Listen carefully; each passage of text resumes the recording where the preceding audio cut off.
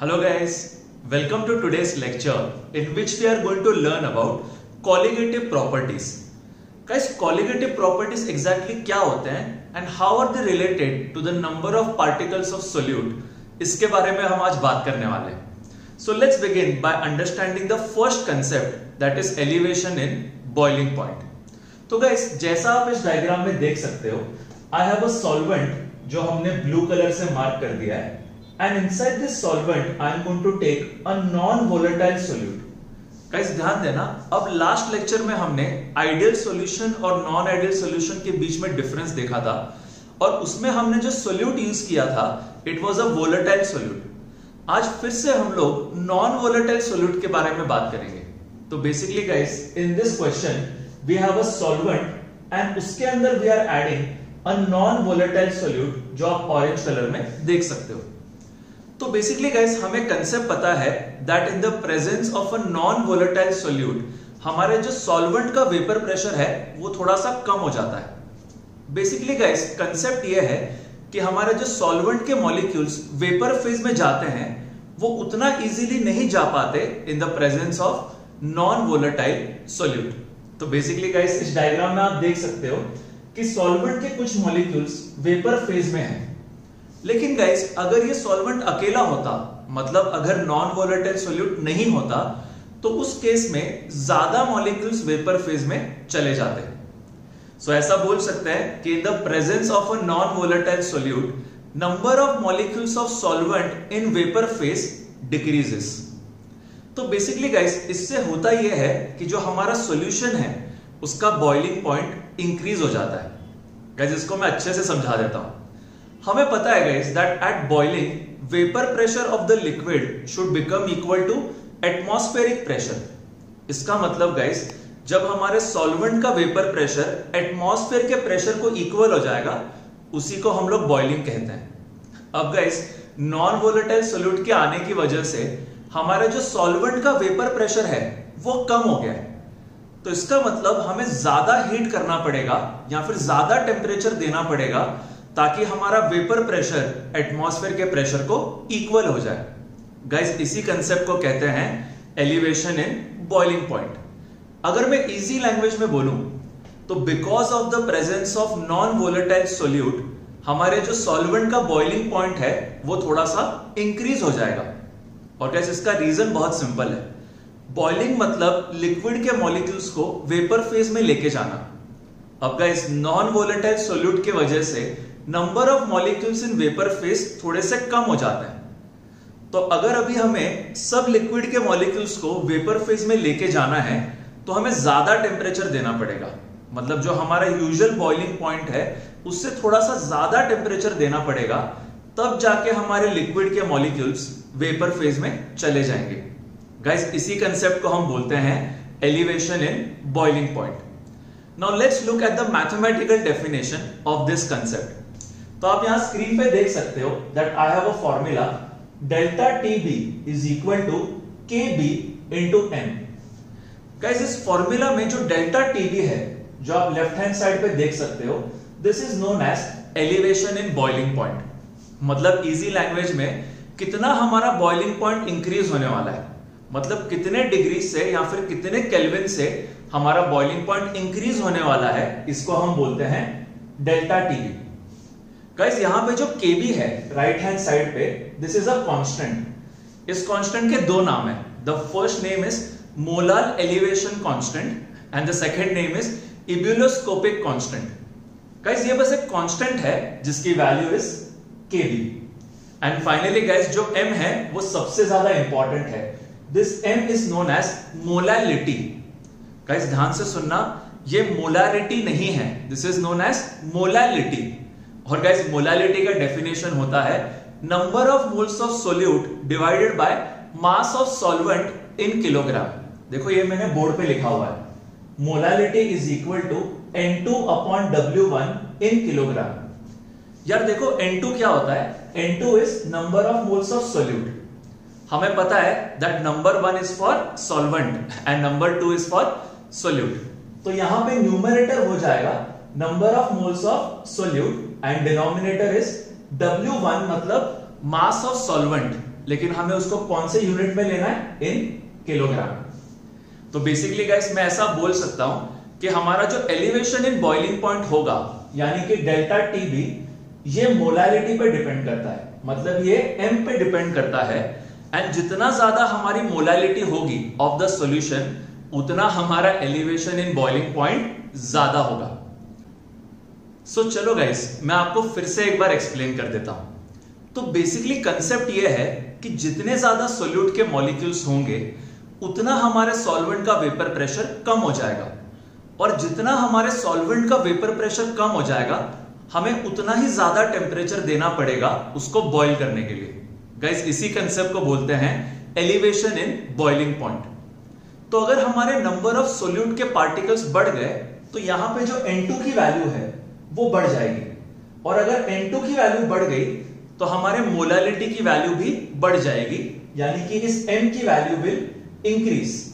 And guys जैसे हमारे M की वैल्यू इंक्रीज हो जाएगी, हमारा जो डेल्टा टीबी है यानी कि एलिवेशन इन बॉइलिंग पॉइंट, उसकी वैल्यू भी इंक्रीज हो जाएगी। तो ये काफी आसान कंसेप्ट है और इसको आप लॉजिकली और मैथमेटिकली दोनों बहुत इजीली समझ सकते हो। सो गाइस इन कंक्लूजन, जितने ज्यादा सोल्यूट के पार्टिकल्स होंगे उतना हमारा एलिवेशन इन बॉइलिंग पॉइंट ज्यादा होगा। So guys, let's move ahead to the next slide in which we'll look at one question on this concept. Yes guys, now let's have a look at an interesting question on the concept of elevation in boiling point. Guys, ये question NEET exam में पूछा गया है और इसको solve करने में बहुत मजा आएगा। So let's have a look at the question. तो इस क्वेश्चन में ऐसा दिया है that we have 6.5 grams of an unknown solute, और इसको हम डिसॉल्व करेंगे in 100 grams of water. तो बेसिकली गाइस इस क्वेश्चन में water is our solvent and हमारे पास एक अननोन सोल्यूट है जिसको हम वाटर में डिसॉल्व कर रहे हैं। अब गाइस देखते हैं क्वेश्चन में और क्या दिया है। They have also given us that at 100 degree Celsius the vapour pressure of this solution is 732 mm of Hg। तो गाइस ये सबसे इंपॉर्टेंट पॉइंट है इस क्वेश्चन का। गाइस अगर हमारा वाटर अकेला होता, मतलब if water would have been alone, यानी कि अगर हम नॉन वोलेटाइल सॉल्यूट को ऐड नहीं करते तो 100 डिग्री सेल्सियस पे water would have started to boil. और गाइस हमें कंसेप्ट पता है कि at boiling point vapour pressure of liquid becomes equal to atmospheric pressure. इसका मतलब गाइस अगर हम सॉल्यूट को ऐड नहीं करते तो 100 डिग्री सेल्सियस पे वाटर का vapour pressure would be equal to atmospheric pressure, और जनरल कन्वेंशन ये है कि atmospheric pressure is taken as 760 mm of Hg। तो गाइस इजी लैंग्वेज में मैं आपको ये बताना चाहता हूं कि अगर हम सोल्यूट को ऐड नहीं करते तो 100 डिग्री सेल्सियस पे वाटर का vapour pressure would have been 760 mm of Hg। लेकिन गाइस इस क्वेश्चन में क्या दिया है, vapour pressure is 732 mm of Hg। तो गाइस ऐसा क्यों होता है, बिकॉज हमें कंसेप्ट पता है that on addition of non volatile solute हमारे जो सॉल्वेंट का वेपर प्रेशर है वो थोड़ा सा कम हो जाता है। तो बेसिकली वेपर प्रेशर होना चाहिए था 760, बट यहां पे vapour pressure is 732 mm of Hg। अब गाइस इस क्वेश्चन में उन्होंने हमें Kb की वैल्यू भी दे रखी है विच इज 0.52 केल्विन पर मोलार, ये उसका यूनिट है। And they are asking us to find the new boiling point of the solution. तो basically guys अगर solute नहीं होता तो हमारे water का boiling point would have been 100 degree Celsius, लेकिन क्योंकि हम solute को add कर रहे हैं तो हमने already last slide में concept सीखा है that boiling point जो है वो थोड़ा सा increase हो जाएगा। इसका मतलब there will be elevation in boiling point। तो हमें इस क्वेश्चन में ये फाइंड आउट करना है कि कितने से हमारा बॉइलिंग पॉइंट इंक्रीज होता है। सो गाइस आई थिंक आपको अभी इस क्वेश्चन का कंसेप्ट बहुत अच्छे से समझ में आ गया है। Now let's start by solving the maths of this question. तो यहां पे सबसे पहले in the first step I will use a formula जो हमने लास्ट लेक्चर में सीखा था। Guys the formula is relative lowering of vapour pressure is equal to mole fraction of solute. ये मैं आपको लिख के दिखा देता हूं।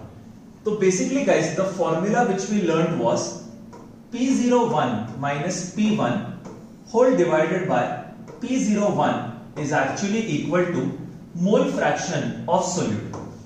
बेसिकली गाइस इस फॉर्मूला में जो राइट हैंड साइड है वो है X2, जिसको हम बोलते हैं मोल फ्रैक्शन ऑफ सोल्यूट, और जो हमारा लेफ्ट हैंड साइड है उसको हम बोलते हैं relative lowering of vapour pressure.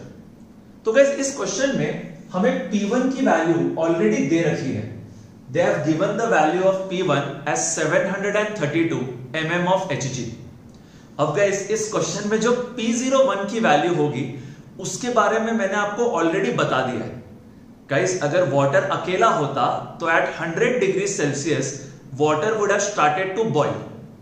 इसका मतलब गाइस 100 डिग्री सेल्सियस पे वाटर का vapour pressure will become equal to atmospheric pressure. तो इजी लैंग्वेज में हम ऐसा बोल सकते हैं कि अगर वाटर अकेला होता, यानी कि if there was no solute, in that case 100 degree Celsius पे वाटर का vapour pressure will be 760 mm of Hg। तो बेसिकली गाइस यहां पे जो P01 की वैल्यू है we can take that as equal to 760 mm of Hg। तो guys हमें P1 की वैल्यू क्वेश्चन में दी हुई है एंड हमने बेसिक लॉजिक लगा के यहां पे P01 की वैल्यू भी लिख दी है। Now guys in this equation जो राइट हैंड साइड है यानी कि X2, इसको बोलते हैं mole fraction of solute. Guys हमें पता है दैट X2 का formula will be equal to number of moles of solute divided by total number of moles. ये मैं आपको लिख के दिखा देता हूं। गाइस X2 यानी कि mole fraction of solute is equal to number of moles of solute यानी कि N2 divided by total number of moles यानी कि N1 प्लस N2। अब गाइस कैलकुलेशंस को इजी करने के लिए इस इक्वेशन में जो डिनोमिनेटर है उसमें जो ये N2 है इसको हम इग्नोर कर सकते हैं।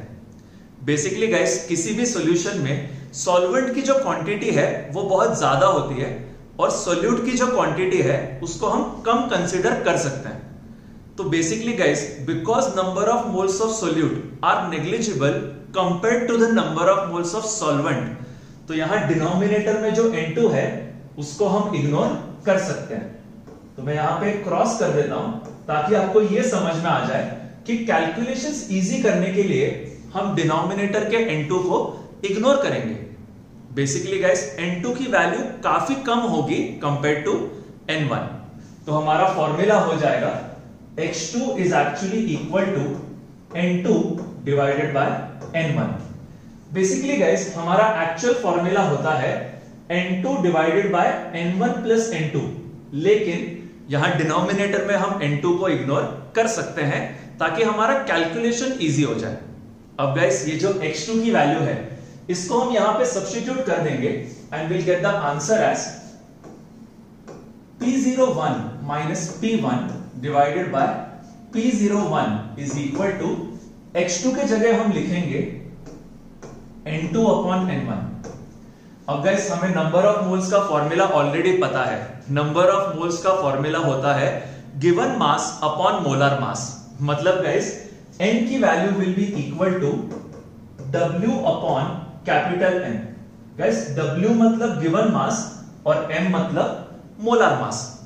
तो इसको भी हम यहां पे सब्स्टिट्यूट कर देंगे and our next step will become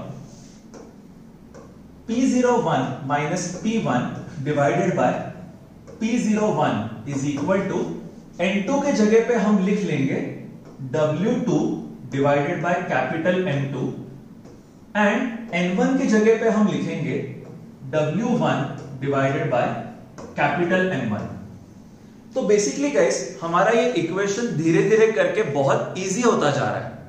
हमें बस अभी वैल्यू सब्स्टिट्यूट करने हैं and through this we can find the value of capital M2। तो बेसिकली गाइस ये सारे स्टेप्स हमने इसीलिए किए हैं so that we can find the molar mass of solute.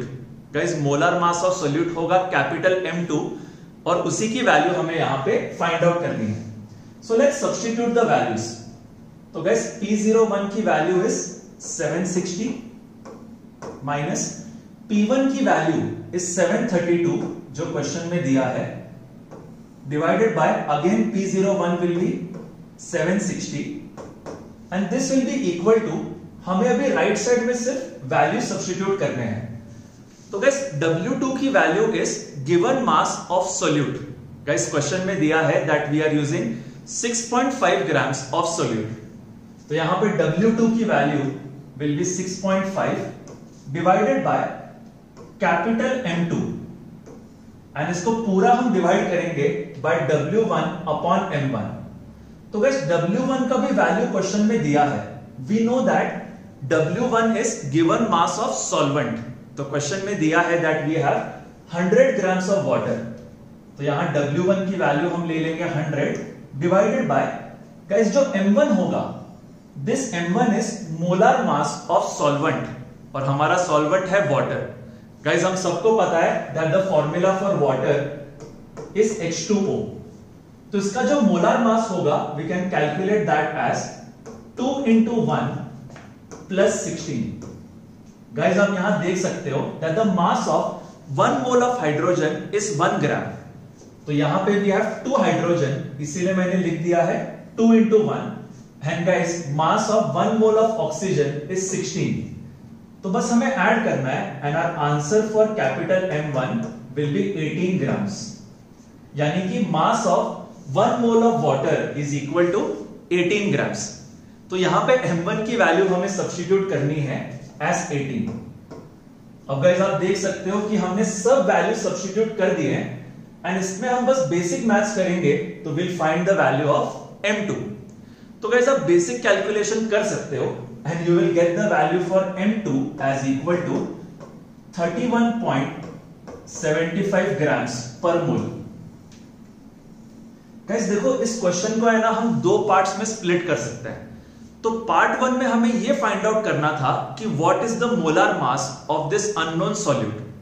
तो इसके लिए हमने फॉर्मूला यूज किया that relative lowering of vapour pressure is equal to mole fraction of solute. तो इस फॉर्मूला को यूज करके हमने अभी M2 की वैल्यू निकाल दी है विच इज 31.75। तो guys I am quite sure आपको अभी तक ये क्वेश्चन काफी अच्छे से समझ में आया है। तो हमारे क्वेश्चन का पार्ट 1 हो चुका है। Now we will move ahead to the next slide in which will solve part 2 of this question. Yes guys, तो अभी तक इस क्वेश्चन में we have founded the value of molar mass of solute. यानी कि गाइस हमने M2 की value निकाली है which is equal to 31.75 grams per mole. तो गाइस आगे बढ़ने से पहले मैं आपको एक क्विक समरी दे देता हूं। So in this question we have learn that at 100 degree Celsius if water was alone then it would have started to boil. इसका मतलब गाइस अगर वाटर अकेला होता तो 100 डिग्री सेल्सियस पे वाटर का vapour pressure will be equal to atmospheric pressure. And guys इसीलिए इस क्वेश्चन में हमने P01 की वैल्यू ले रखी है as 760 mm of Hg। This was point number 1 guys. उसके बाद हमने एक सिंपल फॉर्मूला यूज किया that relative lowering of vapour pressure is equal to mole fraction of solute. अब गाइस इस फॉर्मूला में जो राइट हैंड साइड है that is mole fraction of solute, उसके लिए एक फॉर्मूला है। The formula is N2 divided by N1 plus N2। अब गाइस इस फॉर्मूला में जो डिनोमिनेटर है उसमें आप N2 की वैल्यू को इग्नोर कर सकते हो ताकि हमारा कैलकुलेशन इजी हो जाए। गाइस हम N2 की वैल्यू इसीलिए इग्नोर करते हैं बिकॉज N2 की value is quite small as compare to N1। अब गाइस इस इक्वेशन को सॉल्व करके हमने फाइनल आंसर निकाला for molar mass of solute. तो guys this mass is 31.75 grams per mole. अब गाइस इस सेकेंड पार्ट में we will use the formula of elevation in boiling point. तो गाइस आपको फॉर्मूला याद होगा that delta TB is equal to KB into molality. इस formula में guys ये जो डेल्टा TB होता है ये हमें ये बताता है कि हमारा बॉइलिंग पॉइंट कितने से इंक्रीज हुआ है। और गाइस यहां पे KB होता है कांस्टेंट जिसको हम बोलते हैं मोलर एलिवेशन कांस्टेंट या फिर उसका दूसरा नाम है इब्यूलोस्कोपिक कांस्टेंट। एंड गाइस सबसे इंपॉर्टेंट यहां पे जो M है इसको हम बोलते हैं मोलालिटी। अब गाइस बस आपको मोलालिटी का फॉर्मूला याद करना है और आपका आंसर आ जाएगा। So guys the formula for molality is number of moles of solute divided by mass of solvent in kilogram. ये मैं आपको लिख के दे देता हूं। So molality is equal to number of moles of solute यानी कि N2 divided by mass of solvent यानी कि W1 इन किलोग्राम। अब गाइस इस फॉर्मूला में जो N2 है that is number of moles of solute, उसके लिए हम फॉर्मूला यूज करेंगे गिवन मास अपॉन मोलर मास। तो basically M will become equal to W2 divided by M2 and this will be entirely divided by W1 which should be taken in kilogram। तो basically guys एक बार आपको molality का formula मिल गया, उसको हम first वाले equation में सब्स्टिट्यूट करेंगे। बेसिकली मैं ये बोलना चाहता हूं कि जो मोलैलिटी का फॉर्मूला है इसको आप यहां पे सब्स्टिट्यूट कर दो, then the equation becomes delta TB is equal to KB into, यहां M के जगह हम लिखेंगे W2 upon M2 whole divided by W1 which should be taken in kilogram. तो बेसिकली गाइस हम बहुत सिंपल फॉर्मूला यूज कर रहे हैं of elevation in boiling point, और उसके अंदर हम मोलैलिटी का फॉर्मूला सब्स्टिट्यूट कर रहे हैं।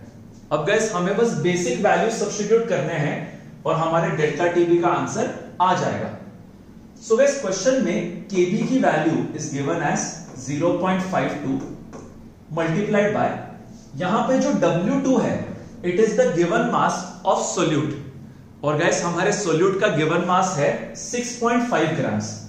ये क्वेश्चन में दिया है that we have 6.5 grams of solute divided by ये जो M2 की वैल्यू है इसको हमने पार्ट 1 में निकाला है, the value is 31.75, so I will write 31.75 and denominator में guys we have to take mass of solvent in kilogram।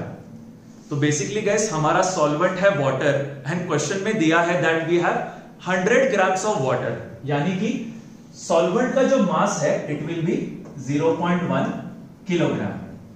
अब गाइस बस हमें इसको सॉल्व करना है और हमारे डेल्टा TB का आंसर आ जाएगा। So the answer for delta TB will be around 1.06 Kelvin, या फिर आप डिग्री सेल्सियस भी लिख सकते हो। तो बेसिकली गाइस इसका मतलब यह है कि हमारा जो एलिवेशन इन बॉइलिंग पॉइंट है it is equal to 1.06 kelvin, मतलब अप्रोक्सीमेटली 1 डिग्री सेल्सियस से हमारा जो बॉइलिंग पॉइंट है वो इंक्रीज हो जाएगा। गाइस इजी लैंग्वेज में अगर सोल्यूट नहीं होता तो हमारा वाटर बॉईल करता at 100 degree Celsius, but because of this non volatile solute हमारा जो सॉल्वेंट है यानी कि वाटर उसका बॉइलिंग पॉइंट हो जाएगा 101.06 डिग्री सेल्सियस। इसका मतलब गाइस हमारे सॉल्वेंट का जो बॉइलिंग पॉइंट है वो इंक्रीज हो गया है, और वो कितने से इंक्रीज हुआ है? बाय अप्रोक्सीमेटली 1 केल्विन, या फिर आप बोल सकते हो 1 डिग्री सेल्सियस। तो गाइस मैं आपको फिर से एक बार समरी देता हूं। We have to use only 2 formulas in this question. The first formula is relative lowering of vapor pressure is equal to mole fraction of solute. इस इक्वेशन को सॉल्व करके आप molar mass of solute calculate कर सकते हो, and उसके बाद guys we have to use the second formula of elevation in boiling point, यानी कि delta TB is equal to KB into molality. So guys, I really hope you have understood this question और आपको आज इस lecture में बहुत मजा आ रहा है।